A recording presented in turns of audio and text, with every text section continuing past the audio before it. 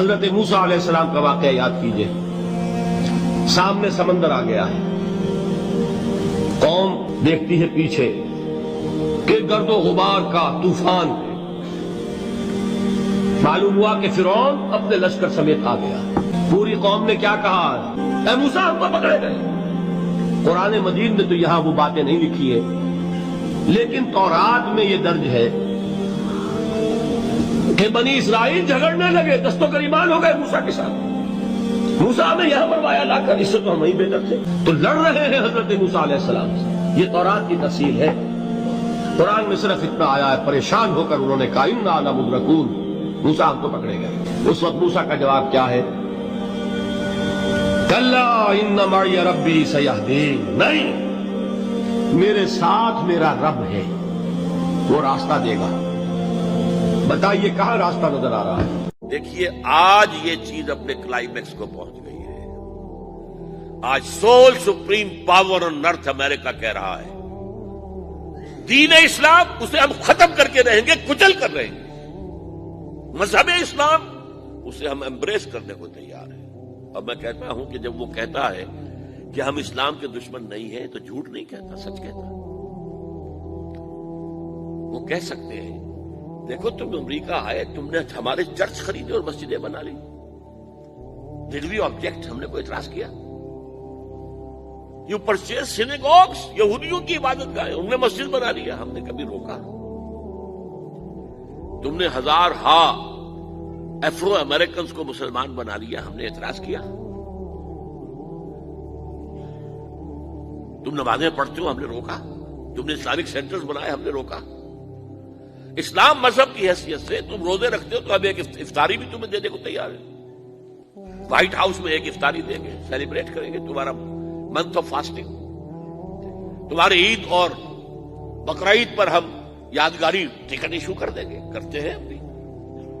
تو we are not against your religion as Islam is acceptable to us. لیکن نظام، سیاسی، معاشی، سماجی نظام یہ ہمارا ہوگا. یہ بات ابھی چند دن پہلے میرے ذہن میں آئی ہے. ظاہر بات ہے جب تک زندہ ہوں نئے خیالات تو آئیں گے. آج 1400 برس بعد تاریخ جو ہے 180 درجہ اس نے موڑ کھا لیا ہے. یہی بات ہماری تھی. ہم نے کیا کہا تھا؟ تم یا اسلام لاؤ، ہمارے برابر کے ساتھی ہو جاؤ گے، یا چھوٹے بن کر رہو، مذہب تمہارا ہوگا، دین ہمارا ہوگا، اور ورنہ آؤ میدان میں، تلوار تمہارے ہمارے درمیان فیصلہ کرے گی. آج یہی بات بش کہہ رہا ہے. نظام ہمارا ہوگا، تم ہندو رہو، مسلم رہو، سکھ رہو، پارسی رہو، عیسائی رہو، بتوں کو پوجو، ایک خدا کو پوجو، انسین کو پوجو، درختوں کو پوجو، آلہ تناسل کو پوجو، جس کو چاہو پوجو. We don't object. کوئی تہوار بناؤ، ہمیں کوئی اعتراض نہیں، لیکن نظام دی پولیٹیکل سوشو اکنامک سسٹم وہ ہمارا رہے.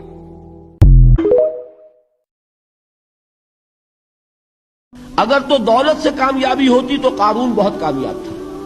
اگر حکومت سے کامیابی ہوتی تو فرعون اور نمرود بہت کامیاب تھے. کامیابی ان سے نہیں ہے. کامیابی انسان دولت میں قارون کی دولت تک پہنچ جائے، دنیا میں دبدبہ اور اقتدار اور سلطنت اور حکومت کے اعتبار سے وہ نمرود اور فرعون کا مقام حاصل کر لے، وہ ناکام ہے، خائب ہے، خاسر ہے، برباد ہے. اور ابو ذر غفاری کامیاب ہے، چاہے ان کے پاس کچھ نہیں تھا، جھونپڑی تک نہیں تھی، کوئی گھر نہیں تھا. حضور نے فرمایا ہے اللہ کے کچھ بندے ایسے ہوتے ہیں جو کسی محفل میں جانا چاہیں تو انہیں اجازت نہ ملے، جو کہیں اگر رشتہ کرنا چاہیں کوئی ان سے رشتہ کرنے کو تیار نہیں، کہیں کوئی سفارش کرنا چاہے تو ان کی کوئی بات ہی نہ سنے. لیکن اللہ کے ہاں ان کا وہ مقام ہے کہ اگر بھولے سے بھی کسی بات پر قسم کھا بیٹھتے ہیں تو اللہ ان کی قسم کی لاج رکھتا. مخلوق میں سب سے زیادہ شکر والدین کی، اور یہ قرآن میں 5 جگہ آیا. صرف 2 چیزیں ہیں جن کا محض دیکھنا تعظیم اور محبت کے ساتھ موجب ثواب ہے. عبادت، خانہ کعبہ کو محض دیکھنا عبادت ہے، اور بوڑھے والدین کو محبت بھری نگاہ سے دیکھنا عبادت ہے۔ کوئی شخص کسی شے کا مالک نہیں۔ للہ ما فی السماوات و ما فی الارض، جو کچھ ہے اللہ کا ہے، آسمانوں میں جو ہے زمین میں ہے۔ تمہارے پاس امانت ہے، جو کچھ ہے اللہ کا، ملکیت کی نفی، قطعاً ملکیت نہیں۔ یہ بہت غلط ٹرینڈ ہمارے ہاں چل پڑا ہے، بھاگ دوڑ، دور دراز کی دعوت اور تبلیغ، اور اپنے گھروں کی طرف دھیان نہیں۔ اگر تو خلوص کے ساتھ ہے تو کیسے ممکن ہے کہ سب سے پہلے آپ ان کے لیے بھلائی نہ چاہیں گے؟ ان سے زیادہ پیارا کون ہوگا؟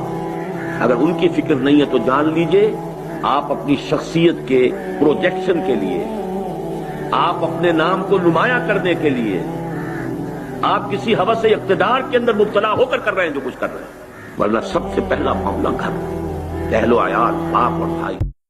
هو اللہ احد اللہ الصمد لم یلد ولم یولد ولم یکن له کفوا احد۔ کہہ دو، اعلان کر دو اے محمد صلی اللہ علیہ وسلم، اللہ اکیلا ہے، احد، اللہ ایک نہیں، ایک تو واحد سے کا ترجمہ ہوگا، اللہ واحد، احد، اکیلا، تنہا، کوئی اس کا ساجی نہیں ہے۔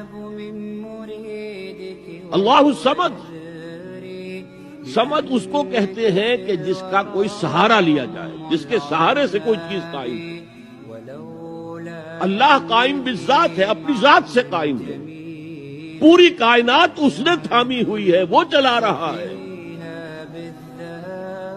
لم یلد ولم یولد، نہ اس نے کسی کو جنا نہ وہ جنا گیا، نہ کوئی اس کے ماں باپ ہے اور نہ کوئی اس کی جورو ہے، نہ اس کی کوئی اولاد ہے۔ ولم یکن لہ کفوا